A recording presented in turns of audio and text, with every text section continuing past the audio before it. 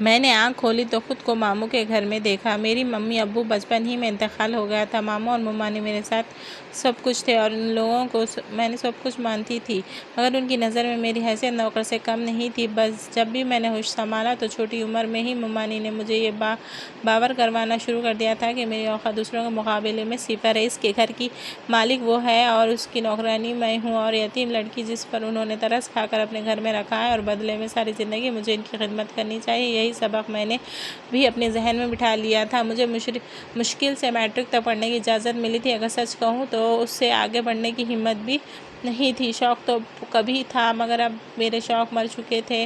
मुझे अभी अपना पहनने ओढ़ने का दिल करता था। जब मम्मानी की बेटियों को चमकदार और खूबसूरत लिबास में देखती तो मेरे दिल में ख्वाहिश जागती कि काश मैं भी ऐसा पहन सकूं, मगर हमेशा मेरे हिस्से में उनकी उतरन आती थी। जिन कपड़ों से उनका दिल भर जाता था वो मुझे दे देती थी और उस पर भी मुझे पर ऐसा जताया जाता था कि इतने कीमती कपड़े मुझे मुफ्त में मिल रहे हैं जिन्हें मैं ख़रीद भी नहीं सकती थी।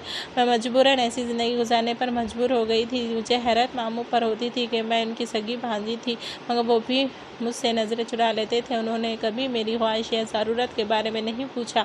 इस घर में सिर्फ आयान था जो मेरा ख्याल रखता था। वो मामू का बड़ा बेटा था, वही वह शख्स था जो मेरे हक़ में बोलता था, सबको अल्लाह का खौफ याद दिलाता था। मैं एक यतीम लड़की हूँ, इसके बावजूद मेरे साथ बुरा सलूक ना करे। इसकी बात सुनकर मम्मानी मज़ीद गुस्से में आ जाती और इल्ज़ाम मुझ पर लगा देती कि मैं उनके बेटे पर नज़र रखती हूँ, और ये सुनते ही मेरी नज़रें शर्म से झुक जाती और आयान भी खामोश हो जाता। एक बार मैंने मामू से अपने नानके के बारे में पूछा तो उन्होंने बताया कि वहाँ कोई नहीं है। अम्मी अकलौती थी, नाना नानी उनकी शादी के कुछ अरसे बाद ही फौत हो गए थे। पढ़ाई का शौक़ दिल में कहीं दफन हो चुका था। मुझे उठते ही घर के काम में लग जाती थी, रात के बिस्तर पर जाने तक की इजाज़त मिलती थी। ऐसे में मैं पढ़ाई कैसे होती। वक्त गुजरता रहा। अब आयान भी मामू के साथ कारोबार संभालने लगा था और मम्मानी अपने बेटियों और आयान की शादी के ख्वाब देख रही थी। उन्होंने आयान के लिए कई रिश्ते पसंद किए, मगर हर बार वो इनकार कर देता था। सब लोग हैरान थे कि आखिर इसके दिल में क्या है। मुझे भी कुछ नहीं पता था, यहाँ तक कि वो दिन आया जब मम्मानी के सामने आयान ने अचानक कहा कि वो शादी मुझसे करना चाहता है, मेरे अलावा किसी को भी अपनी ज़िंदगी में शामिल नहीं करेगा। ये सुनते ही मम्मानी ने मुझ पर इल्ज़ाम मारा और बरसा दी और दोनों मामू एक नया मुलाजिम रखा था जो रात को चौकीदारी और दिन में माली काम का काम करता था। कुछ अर्से में मामू की दौलत में बहुत इजाफा हो गया था। सब हैरान थे, मगर पूछने की हिम्मत कोई नहीं करता था। घर में कई नौकर रख लिए गए थे, मगर फिर भी सारा बावर्ची खाने का काम मुझे ही करना पड़ता था। और जब से आयान ने मेरे साथ निकाह की ख्वाहिश जाहिर की थी, तब से मम्मानी मुझे निकालने के बहाने ढूंढती रहती थी। वो भी एक आम दिन था जब मैं किचन में खाना बना रही थी, जब बाहर से मम्मानी की चीखने की आवाज़ें आने लगी। रात का वक्त था। मामू और आयान दफ्तर से आ चुके थे। मम्मानी ज़ोर ज़ोर से चीख रही थी और उनके जेवरात गायब है। मैं सबसे बेखबर खाना बना रही थी। वो खुद ही मेरे कमरे में गई और शोर मचाकर सबको इकट्ठा कर लिया।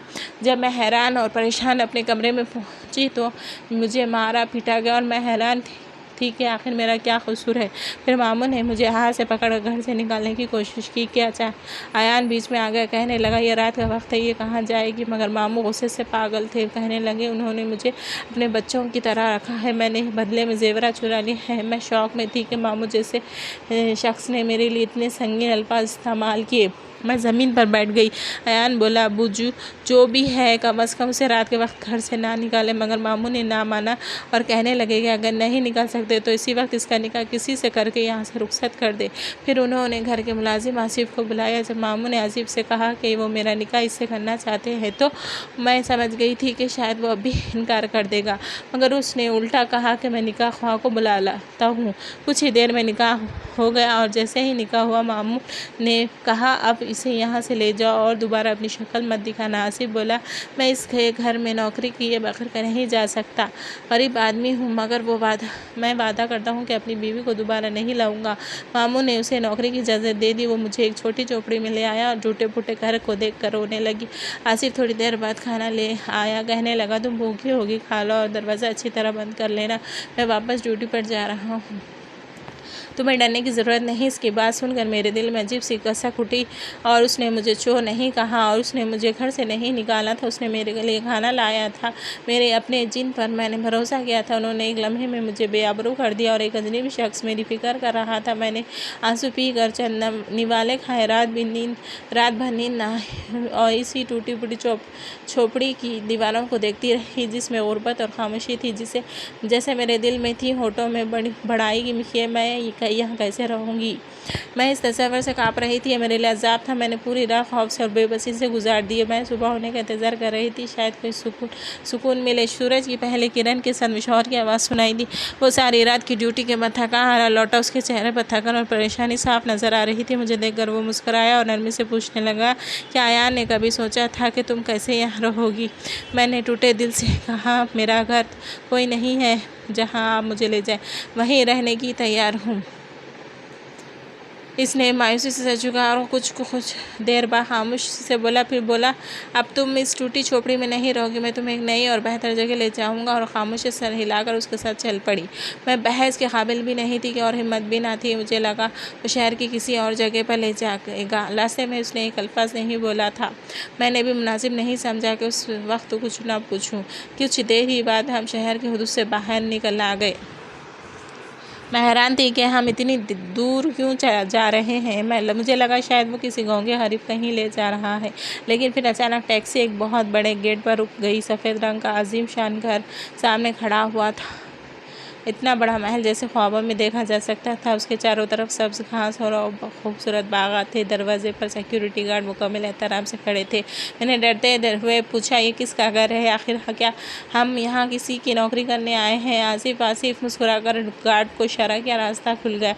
टैक्सी अंदर चली गई और मैं हैरत से देखती रहेगी। अंदर का लॉन इतना बड़ा था जैसे किसी 5 स्टार रिजॉर्ट का। मैंने लरजती आवाज़ में पूछा, तुम ये सब छुपा क्यों रहे हो? कहा, ये तुम्हारे घर तुम्हारे मालिक का है और तुम वहाँ काम करते हो। आसिफ ने नरमी से मेरा हाथ पकड़ा और बोला, बैठो सुनो। फिर हल्का सा मुस्कुराकर कहा, नौकरी नहीं मिलने जा रही है, ये हमारा घर है, तुम्हारा और मेरा। समझ आई? मेरी सांस रुक गई। दिमाग यकीन करने से इनकार था। मैं चिल्लाते हुए बोली, ये कैसे मुमकिन है? आसिफ बताओ, तुम तो चौकीदार थे, तुम्हारे पास इतनी दौलत कहाँ से आई?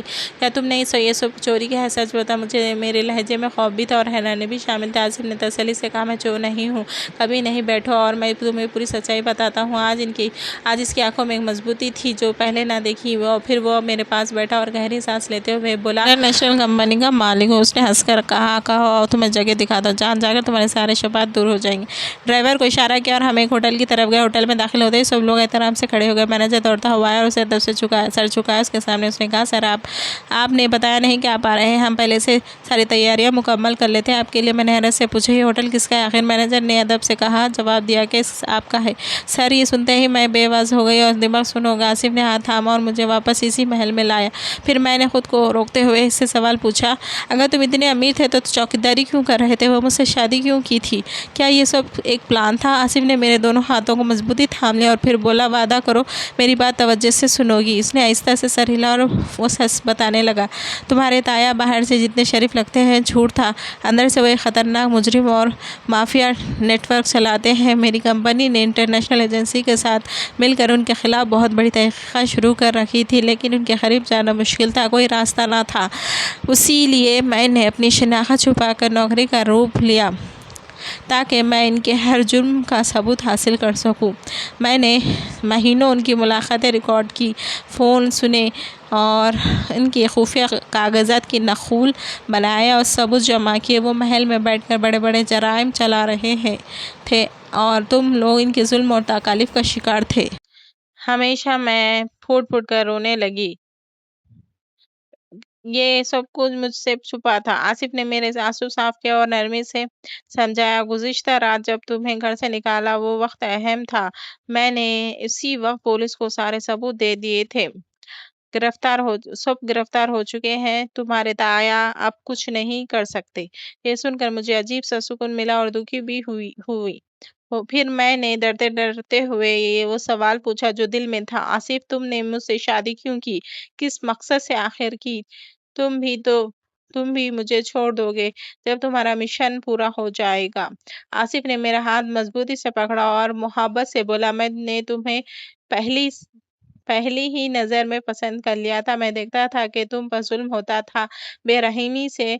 मैं तुम्हारे लिए कुछ करना चाहता था, मगर कर ना सका। लेकिन क्योंकि मेरी असल पहचान सामने आ जाती और सब बर्बाद हो जाता। अयान हमेशा तुम्हारे लिए खड़ा होता, वो तुम्हारा मुहाफिज था। मैं चाहता था कि तुम्हारी जिंदगी में कोई ऐसा हो जो तुम्हें सारी उम्र इज्जत से रखे, तुम्हारा सहारा बने। जब अयान ने तुमसे शादी का ऐलान किया, मैं टूट गया था। लेकिन जब ताया ने तुम पर इल्जाम लगाकर निकाह करवाया, मैंने मौके हाथ से जाने नहीं दिया और निकाह कबूल किया। मैंने ताया के हुक्म पर नहीं, बल्कि दिल की रजा से किया, क्योंकि मैं तुम्हें चाहता था और हमेशा चाहता रहूंगा। तुम इस महल की मलिका हो और हमेशा रहोगी मेरे साथ। मैं फूट कर रो पड़ी, लेकिन ये आंसू खुशी के थे। मैंने अल्लाह का शुक्र अदा किया, मैंने इसे मेरा नसीब बदल दिया। नाजरीन, आज की कहानी अगर आपको पसंद आई तो कमेंट बॉक्स में जरूर करें। ऐसी मजीद कहानियों के लिए चैनल सब्सक्राइब कीजिए, वीडियो को लाइक कीजिए, शेयर कीजिए। चलते हैं नई वीडियो की तरफ।